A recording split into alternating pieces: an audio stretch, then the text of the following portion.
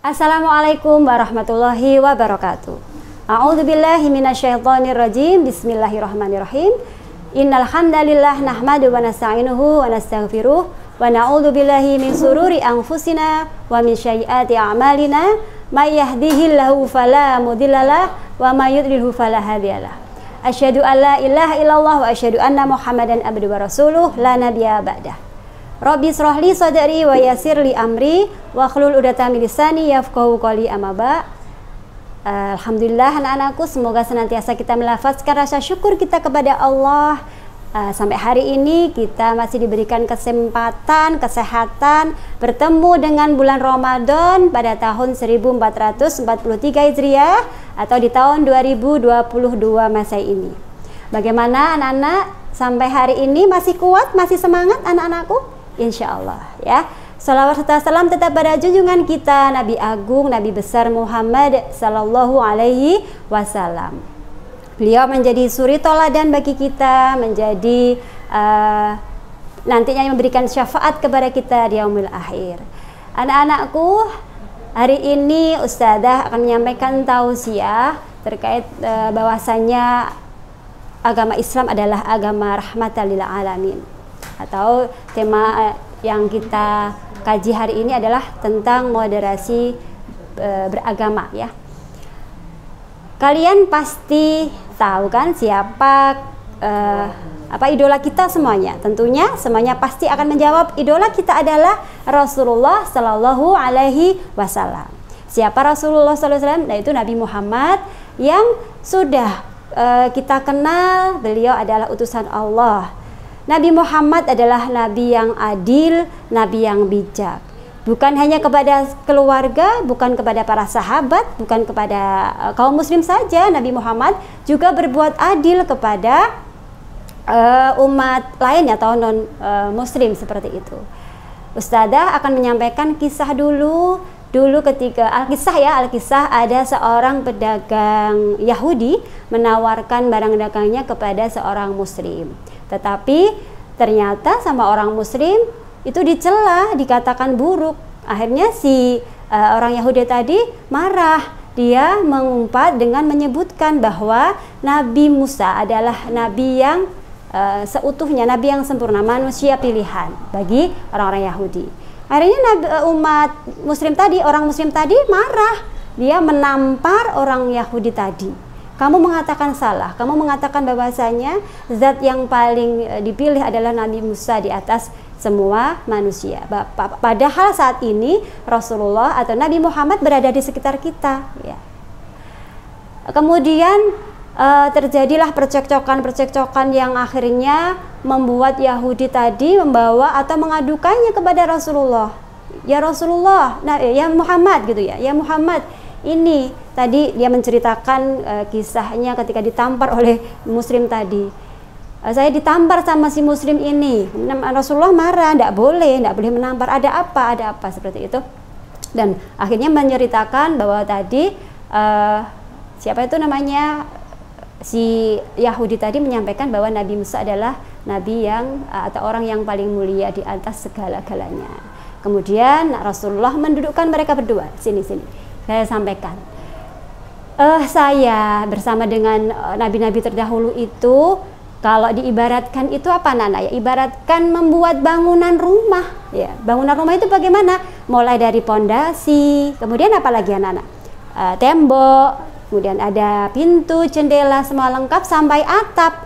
Nah, Rasulullah mengatakan ada ubin yang belum lengkap, ada satu ubin yang belum lengkap untuk menyempurnakan bangunan rumah tadi. Lah, saya adalah ubin itu yang menyempurnakan ajaran-ajaran yang dibawa oleh nabi-nabi terdahulu. Masya Allah ya. Jadi bukannya Nabi Muhammad itu membela muslim karena sebagai umatnya, tetapi karena perbuatan muslim tadi juga salah kepada kepada Yahudi, akhirnya mereka dijelaskan posisi dari Nabi. Nah, anak-anak, dari cerita itu kita kembali kepada diri kita, kepada kondisi yang kita berada ya, kondisi kita di Indonesia ini. Anak-anak pasti sudah mengenal di pelajaran tematik, sudah Ustadzah Ustadz sampaikan ya, keberagaman, keanekaragaman, bersuku-suku banyak ada di Indonesia. Terutama di sini adalah agama. Adalah agama Islam, ada Kristen, ada apa lagi? Hindu, kemudian Buddha dan sebagainya. Nah, dari beberapa agama yang dianut oleh saudara-saudara kita yang lain atau non-muslim yang lainnya, tugas kita sebagai anak muslim harus menjaga yang pertama apa? Toleransi. Yang kedua, menghormati pilihan mereka. Ya. Yang ketiga adalah saling menyayangi dalam hal kita berhubungan baik, bermuamalah, bahasanya seperti itu. Nah, jadi ketika kita hidup di masyarakat tentunya tidak sama pilihannya, ada perbedaan ya. Tetapi ketika perbedaan itu jangan sampai membuat perselisihan, jangan sampai membuat pertengkaran seperti halnya yang dicontohkan oleh Yahudi dan Muslim tadi. Tidak ada selesainya kalau perselisihan dicampur adukkan dengan pertengkaran seperti itu, karena harus satu sama lainnya harus saling menyayangi. Anak-anak, kita tahu toleransi antar umat beragama ini banyak sekali contohnya ya. Misalkan ada salah satu temanmu ada yang beragama lain ya, dia ingin melaksanakan ibadah, kamu persilahkan, tidak apa-apa, diperbolehkan karena sudah waktunya mereka melaksanakan ibadah. Jangan sampai memaksa untuk ikut kamu mau bermain, misalkan saat itu waktunya melaksanakan ibadahnya, ya sudah silahkan. Kemudian misalkan lagi ada temanmu yang lain agama tapi membutuhkan, dia sakit, dia butuh bantuanmu, apakah kalian memilih-milih? Tentu tidak. Pasti kalian akan menjenguknya, memberi makan dan sebagainya. Tapi ingat, dalam hal beribadah kita tidak boleh bersama-sama, tidak boleh dilakukan bersama-sama. Kamu melakukan ibadahnya, dia melakukan ibadahnya, tidak boleh. Seperti halnya dalam surah Al-Kafirun yang ayat terakhir, Allah menyampaikan, a'udzubillahi minasyaitonirrajim, lakum dinukum waliyadin, untukmu agamaku, untukku agamaku. Dan seperti itu. Jadi ketika kita beragama tidak boleh mencampur adukkan. Tetapi ketika kita berhubungan, bermuamalah, kasih sayang, bermasyarakat, kita harus saling menghormati, saling menyayangi. Anak-anakku, di menjelang kalian berbuka, insya Allah banyak sekali hikmah yang sudah kalian dapatkan ya, terutama di masa-masa Ramadan seperti ini. Banyak sekali yang sudah kalian lakukan, seperti halnya kemarin ada sedekah, ada berinfak ya.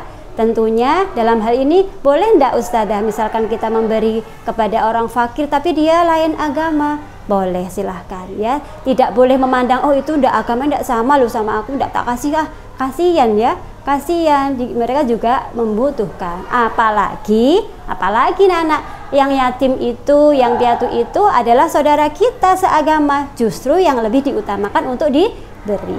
Itu ya, insya Allah.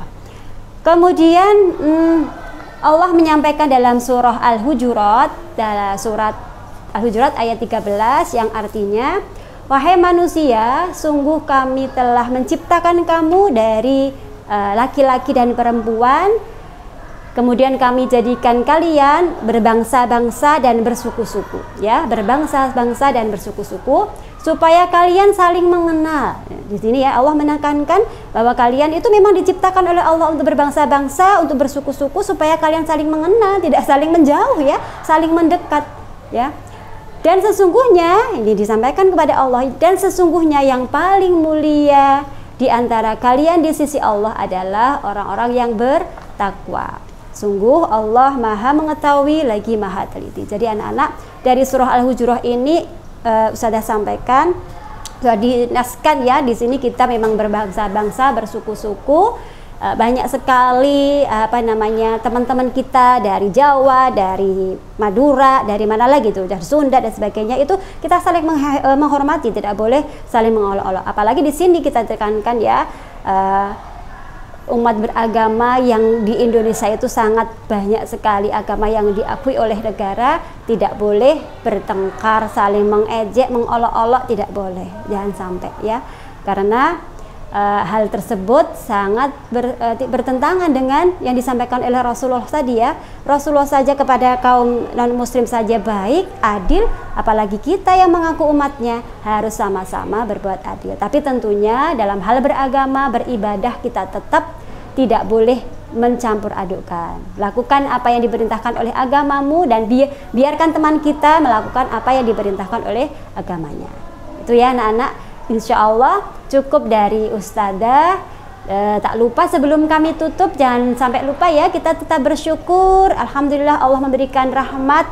Rahmatan lil alamin di sini adalah rahmat, kasih sayang kepada kita, bahwa umat Islam itu menjadi orang yang penyayang dan bermanfaat untuk manusia di sekitarnya. Dan jangan lupa kita menjaga ibadah-ibadah kita di bulan Ramadan, terutama yang dimana bulan ini berlipat pahala. Jangan sampai sedikit mengurangi pahala di bulan Ramadan, justru kita menambah pahala di bulan Ramadan. Insya Allah itu anak-anakku solih-solihah semuanya kelas 1, 2, 3 serta ayah bunda yang mendampingi anak-anak di rumah. Bila ada salah dari Ustadzah, minta maaf yang sebesar-besarnya. Semoga bermanfaat untuk kita semuanya. Billahi taufiq wal hidayah. Wassalamualaikum warahmatullahi wabarakatuh.